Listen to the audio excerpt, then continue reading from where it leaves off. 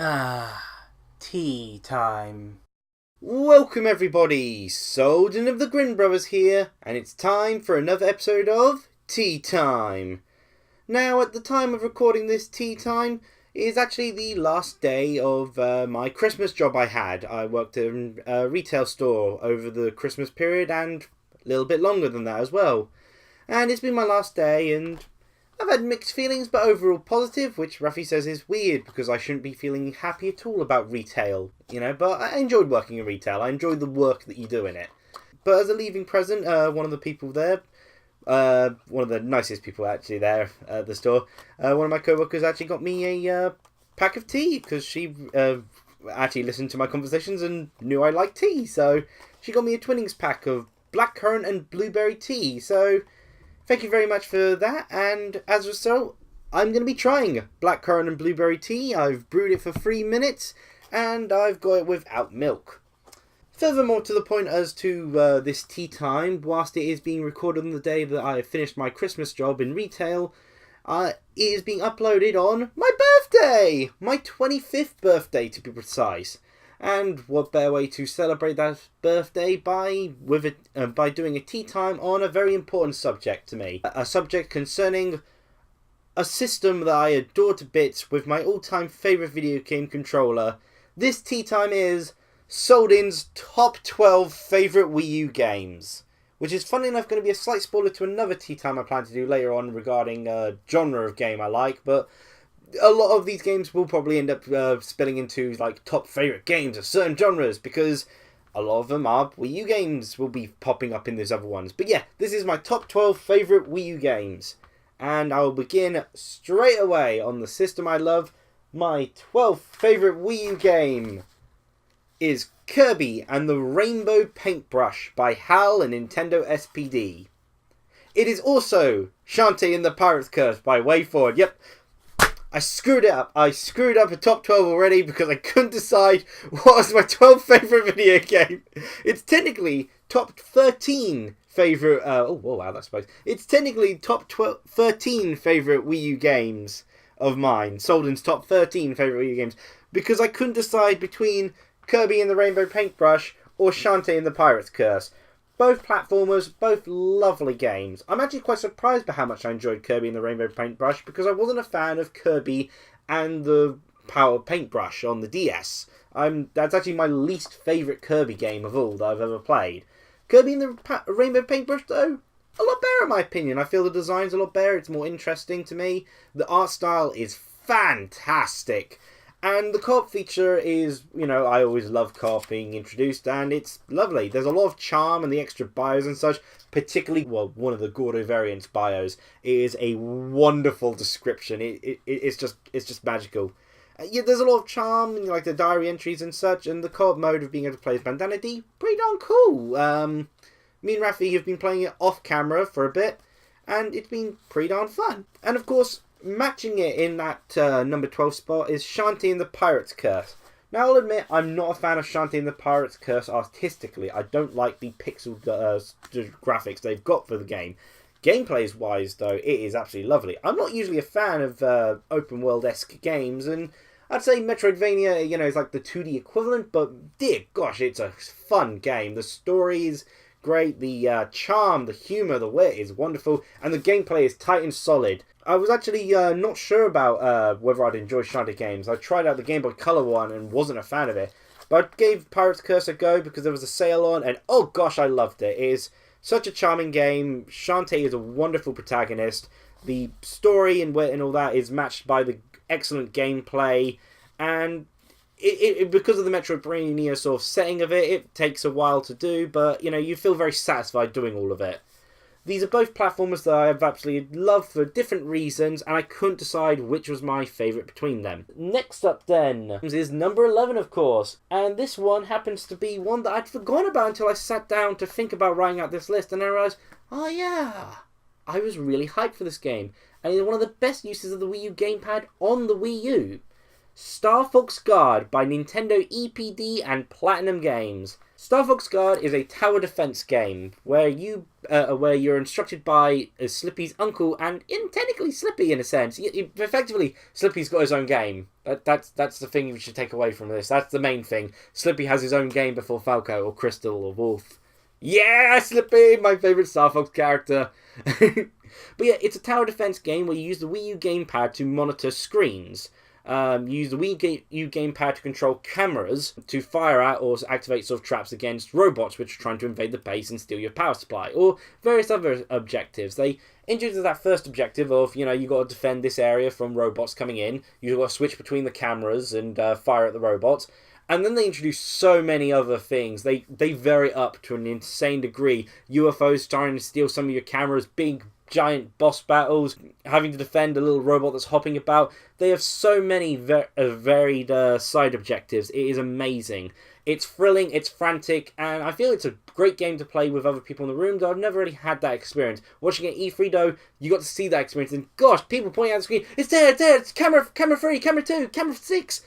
Star Fox Guard is an ingenious idea which I absolutely love to bits. I've yet to even get around to playing Star Fox Zero at this point because I played Star Fox Guard so much. Because I loved playing Star Fox Guard that much. I focused on it over Star Fox Zero. So that's why it is my number 11 favourite game on the Wii U. My 10th favourite game, and it's kind of funny because I didn't realise that I'd actually, until I sort of written out the list, because I also decided to write out the developers of the games, I've got two Platinum games right next to each other. My 10th favourite game on the Wii U is Wonderful 101. Wonderful 101 was actually the reason I got a Wii U. Back when it was revealed as Project P100, that was the game that was for, I want this game at launch.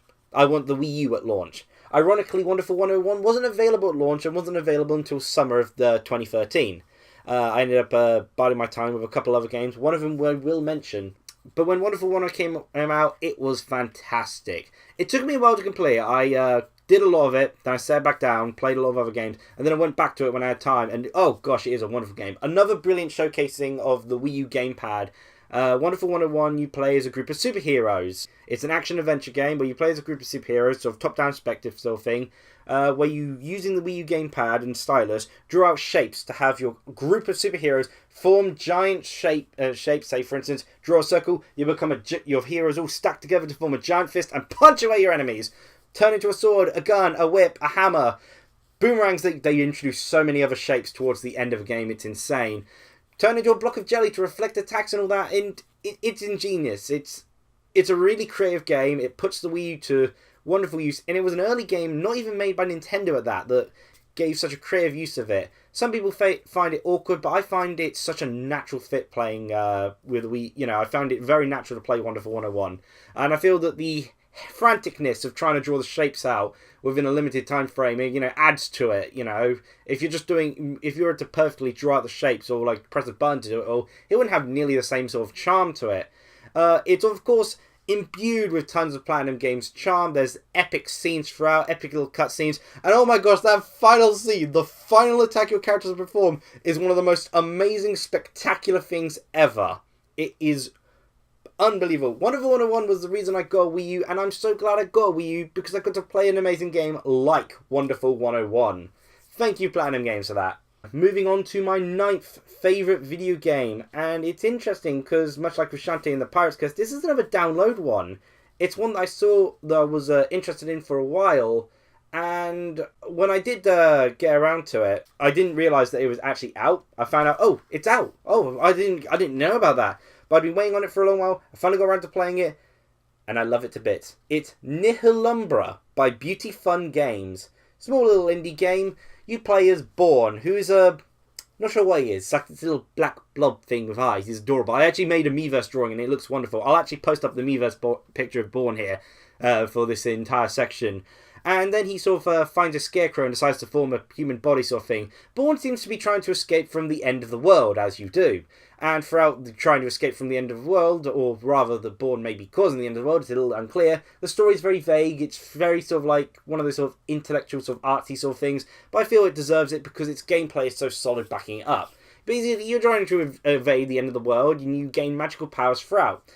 These include being able to turn the floor icy, sort of using the stylus of the Wii U gamepad, for instance, and drawing in that section. And say the bar of the floor, and it's like that floor becomes icy now, or drawing a section and that floor now becomes bouncy, and drawing a little section, it's like now there's electricity going from one circuit to the next.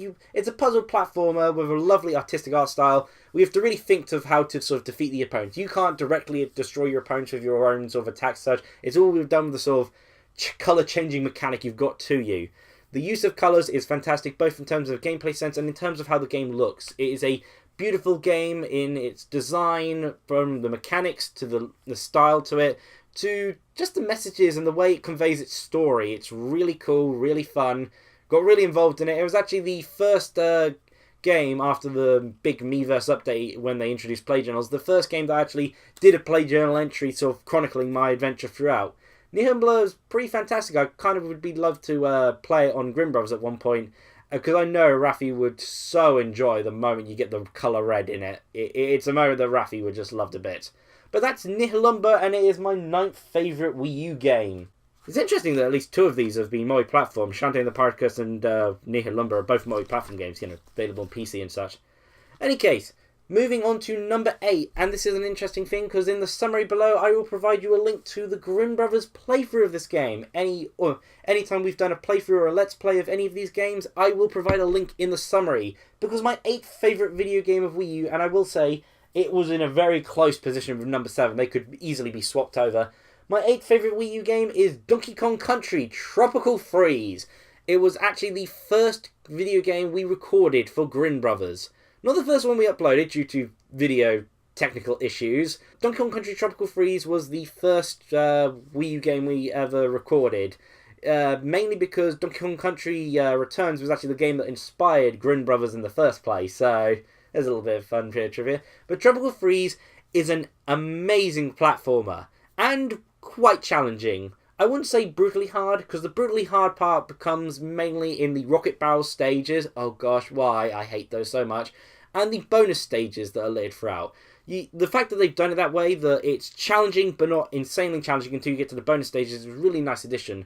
Co-op play has been refined, so you're not all constantly having to go sort of buddying up with one another to do all the platformings. Some of it you still have to do, some of it is just better to do, but it's a brilliant co-op platformer. Really challenging. They've really improved the boss battles with this one, except boss 4. Oh gosh, that was so funny. Boss 4 got taken down really easily.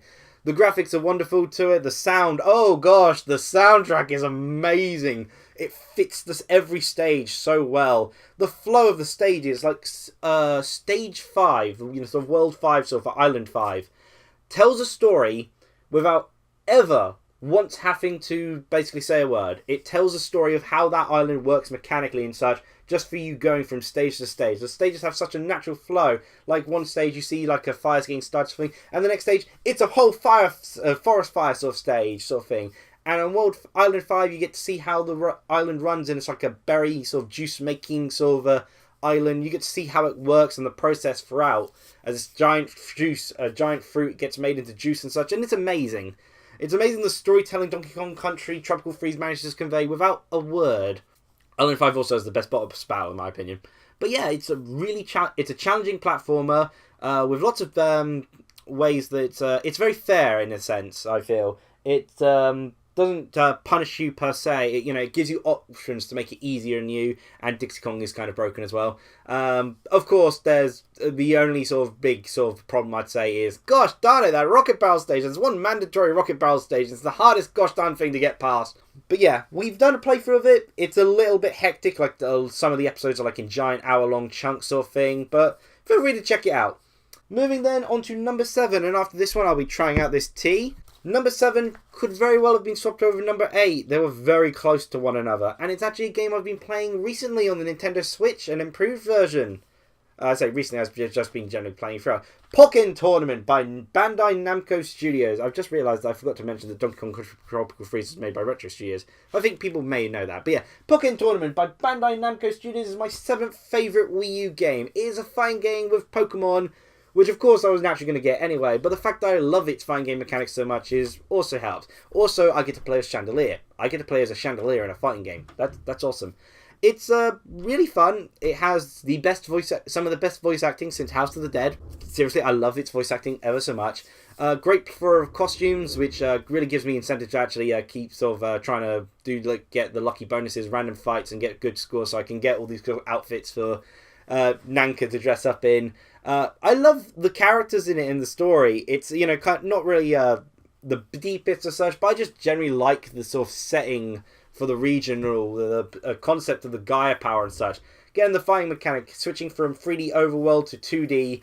As well as using the partner system, guard, counterattack, grabs, and it's a simple system which feels complex because of the phase shifting. But unlike Rafi, I got to grips with it fairly easily, and I feel it's just a really great game, really great pace sort of game. There's a lot of sort of strategy to sort of thinking of a long distance combat, but at the same time you can easily close in the gap. It's surprising how quickly you can sort of sprint and dash through. The partner Pokemon are great, and it's just a wonderful game. I've loved playing it, and I loved playing it online. It's actually a game I've played online. I think I've had at least 25 plus matches online, which, sounds like a small amount, but that's rare for me to play online. But I played it online and loved it a bit, and I'm continuing to love it with the Switch version. I feel they're kind of close to one another. I feel the Switch version has had so many improvements added to it. But in terms of control-wise, the Wii U gamepad means I really love how I prefer the way the Pocket Tournament controls on the Wii U. But it's still a wonderful game, absolutely loved it a bit, and it's my 7th favourite Wii U game. Now then, thank you to my co-worker at the range. Again, I don't like mentioning names or thing if I can. For this blackcurrant and blueberry tea, I'm not sure where the blackberry one came from, Twinings version that I'm just about to try. Sharp, nice. Kind of reminds me of the very, very crushed tea, but it's missing a fruit. The key difference with this one is there's not much of an aftertaste. It's a very immediate taste. But it doesn't linger very long. I feel I've sort of drunk it at the perfect temperature. It's not gone too cold. Not too strong. It's a tea that could be. I wouldn't suggest wolfing it down per se, because the taste doesn't linger very long. But as you sip it, it's a glorious taste. I recommend you shouldn't wolf it down, and I just did that just then. Simply because I need to actually get on with the rest of it, and otherwise I'll keep stopping to take a sip from the tea if I don't cover all the other games. Moving on to number 6, my 6th favourite Wii U game of all is Sonic and All-Stars Racing Transformed by Sumo Digital. One of my favourite racing games. That's a subject for another time. Sonic and All-Stars Racing Transformed is another game that we've done a little bit on Grim Brothers before, and I love it. This was the game that I spent most of my time playing at with the launch of the Wii U. With the Wii U, I got, of course, Nintendo Land as a packing tile, and Sonic All-Stars Racing Transformed, and this was the game I was basically playing until Lego City Undercover came out in February, and I love it. It's a fantastic racing game. The tracks are amazing.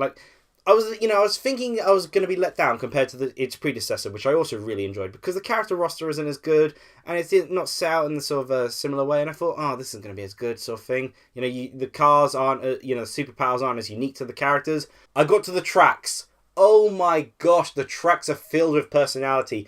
It's rare that one lap ever feels like the second lap. The tracks shift and transform much like the cars do, and it's incredible. It feels so lively every time you sort of play through a track sort of thing, and it never feels like as you're going from lap to lap, ever feeling like you're playing the same. It transforms like with the cars. I'm repeating myself here, but it's dynamic, as it were. It's really cool how it goes about, and it never feels stale at any point. The game provides plenty of challenge. The way they set out the campaign could have been better. Could have had a story to it, but I like the variety that they add to it, like the tank mission battles and the try not to be the last as you each get eliminated one by one sort of thing. Yeah, it's really cool. Really like the the announcer sort of thing. The announcer sort of charm to the game. And it's just a really sort of fun racing game that controls really well. Again, I love how it feels using the Wii U gamepad to control it all. And I love it a bit. Again, the tracks is where it shines. It's got the best racing game tracks, in my opinion. Lovely Sega references throughout.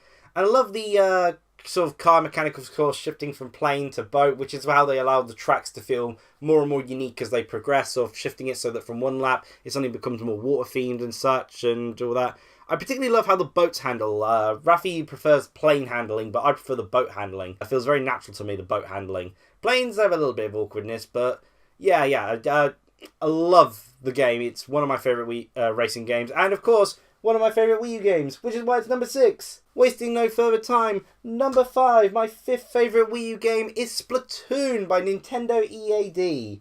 It's incredible to think that a shooting game is on my list of favourite games of anything. But Splatoon, I love it to bits. It's an amazing game. The controls are perfect for the Wii U. The gyroscope controls for the shooting, as well as the usage of the map and being able to sort of hop over to other characters' locations. Absolutely fantastic. It is more so than, of course, Pokken Tournament is the game I've played the most online. Its online gameplay is fantastic.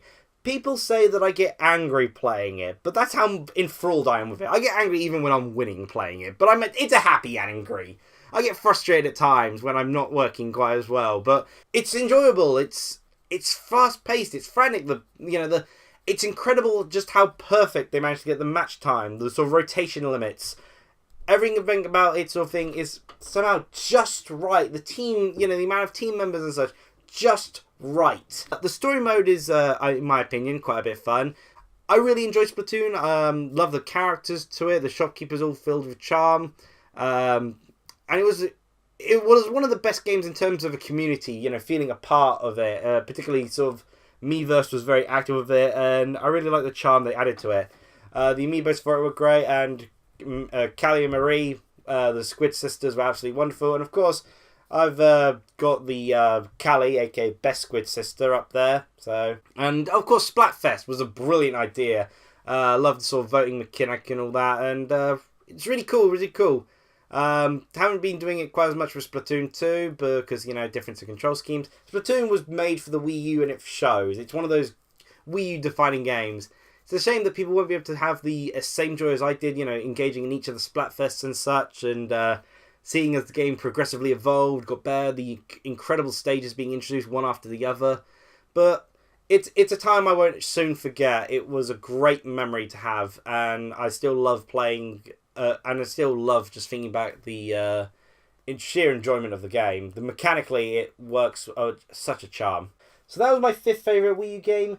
Oh gosh, this is a long one. Moving on to my 4th favourite Wii U game. It is another platformer, and is one capable of being playing up to 4 players. It is Super Mario 3D World by Nintendo EAD Tokyo and 1UP Studio. With Super Mario 64 was a period where I was no longer interested in the mainline Mario games, because I wasn't a fan of the direction that the Mario games went when they went into 3D, because they never longer felt like Mario games to me. They were a more open world-esque experience. The levels were at your choosing sort of thing, and with different objectives sort of thing. You ended up repeating the same world a lot, as it were. To me, Mario was a more fast-paced sort of game, and I was missing a more linear-focused game, and I was missing that from Super Mario 64. I was missing it from Super Mario Sunshine and the Galaxy games. Super Mario 3D World brought it back. They also introduced the ability to play as Luigi, Peach, Toad, and unfortunately Rosalina. And they also had it so you could play as all of them at once. It was 4-player. That was amazing. Super Mario 3D World was the Mario game I'd always wanted. It was the Super Mario 64 that I had wanted. It was 2D Mario, finally perfectly translated into 3D, added to the bonus of it with multiplayer and multiple characters. It was everything I had wanted as a kid when I got to play Super Mario 64 and just didn't get. But with Super Mario 3D World, I finally got that. The game is great. Of course, story isn't anything worth sort of talking about, but the presentation is charming, and I feel it's got some of the best usage of bosses in a Mario game. Not something too spectacular, but the final boss battle in particular is pretty incredible because they went with Mario's strengths, and that's platforming rather than direct action. In general as well, rather than going for direct action, so much of it relies upon the platforming element to make it shine, and it really does. Really love the game, Super Mario 3D World, and I played through it. It was hard to get everyone together to play 4-player. 4-player is chaos, but a lot of fun chaos. But I ended up playing it through all on my own, even chronicling my 6 favourite stages of Miiverse and stuff like that, and it was such a blast. That final fight, that final boss level and boss battle, has got such great atmosphere.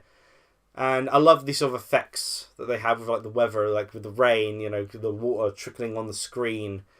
It's a wonderful game, and that's Super Mario 3D World, my fourth favourite Wii U game. Moving on to number 3, my third favourite Wii U game is one that was on the GameCube, a remake, if you believe it or not.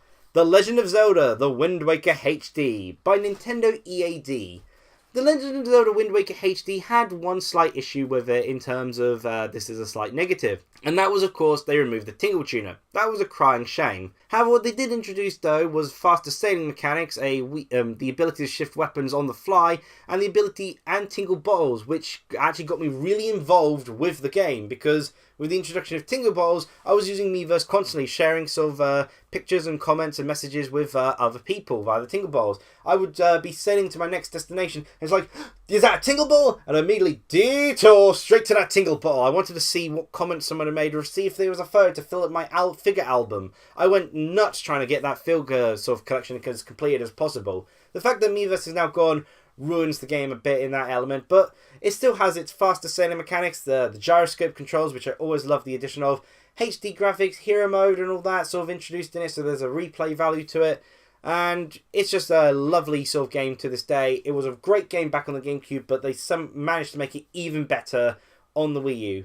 And with those slight enhancements, they managed to take Legend of Zelda Wind Waker HD to becoming my favourite Legend of Zelda game. Absolutely love it to bits. Now then, number 2 is a game we've done an entire playthrough of. Okay, people will probably be aware of this already. My second favourite Wii U game of all time is Project Zero Maiden of Blackwater by Koei Tecmo. We did an entire playthrough of it on the Grin Brothers fairly recently actually, and of course I harped on and on and on about how much I loved the game to bits and mentioned several times it was my second favourite Wii U game of all. It's amazing to think that my second favourite Wii U game of all is a horror game, a genre I've pretty much never played until that point, but I absolutely love it to bits. It's got the perfect usage of the Wii U gamepad with its camera controls. I absolutely love the characters and the stories of it. Yuri Kozukatsuka just is my waifu. She claimed my heart. I love her sort of character development and the subtle ways they tell her sort of story and what her sort of experience and progression through it. I love the overall story. The setting of Mount Hikami is atmospheric and incredible. I love the water effects. What good water effects is how you make a game look beautiful. If you nail water effects, you've got a pretty game. And oh gosh, it is gorgeous. Love the mechanics to it.